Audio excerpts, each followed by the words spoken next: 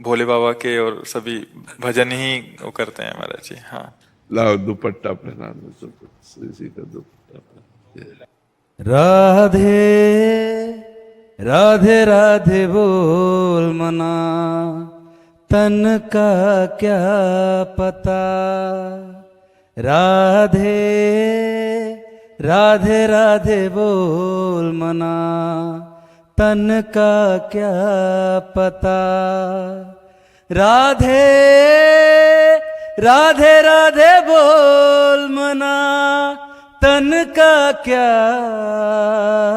पता। बरसाने की लाडली राधा, हर लेती है सब दुख बाधा।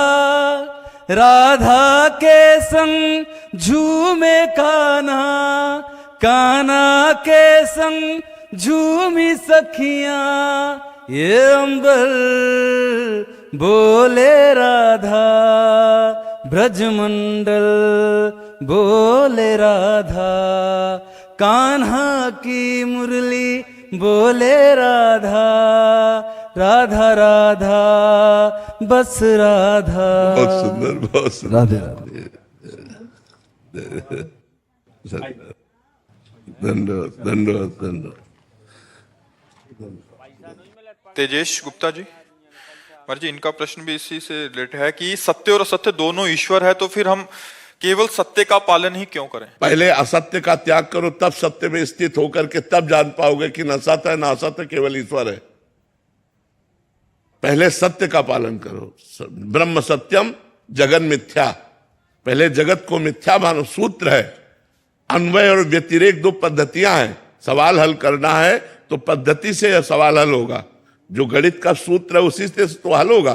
तो ऐसे ही अगर बहुत समुद्र में हम फंस गए हैं, अज्ञान में फंस गए हैं, तो इससे निवृत्त होने के लिए हमें दो पार्ट रखने पड़ेंगे।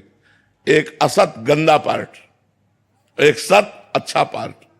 तो हम पहले गंदे का त्याग करें और अच्छे को स्वीकार करें। और जब अच्छे को स्वीकार करते हुए हम चरम सीमा पे पाओ में अनुभव अपना, सत हरि भजन जगत सब सपना। जैसे सपना झूठा ऐसे जगत झूठा। किसका प्रश्न है, समझ पा रहे हो आप? अगर अभी हाँ लगा दिया ये सूत्र तो पाप पुण्य महाराज जी, अगर पहले ही सूत्र लगा दिया लगेगा ही नहीं भैया। सवाल है, सवाल है। सवाल तो हल होने के बाद शेष बचता है ना। शेष पे तो पहुंचो, ऐसे थोड़ी शेष लिख दोगे। सवाल पहले हल करो तब उसका शेष आएगा। बट सुन सुना के हो गया कि सत्य और असत्य दोनों तो ईश्वर ही हैं, तो असत्य का पालन तो फिर करने नरक भी ईश्वर है, रोग भी ईश्वर है नहीं? तो उस रूप में ईश्वर मिलेगा तो फिर भोगो ईश्वर को। रोग भी ईश्वर है, अपमान भी ईश्वर है, विपत्ति भी ईश्वर है। तो क्या आप इस ईश्वर को स्वीकार करना चाहते हो? नहीं स्वीकार करना चाहते तो सत्य वाले ईश्वर को स्वीकार करो। नहीं, जेल से लेकर नरक तक लाठी डंडा रोग विपत्ति सब ईश्वर है। हमारी बात मानो ना। तो अगर इस ईश्वर को नहीं स्वीकार करना चाहते तो असत ईश्वर को छोड़िए, अभी सत्य में आइए। और सत्य से जब वहां पहुंच जाओगे, जब तुम अपने स्वरूप को जान जाओगे, तो असत क्रियाएं होंगी ही नहीं, असत की सत्ता ही नहीं है। ना सतो विद्यते भावो, ना भाव विद्यते सता। सत्य का कभी अभाव नहीं, असत है ही नहीं। जैसे हमने दूर पड़ा रस्सी देखा, अब हमें भ्रम हो गया सर्प है, अब हमें कौन बचावे?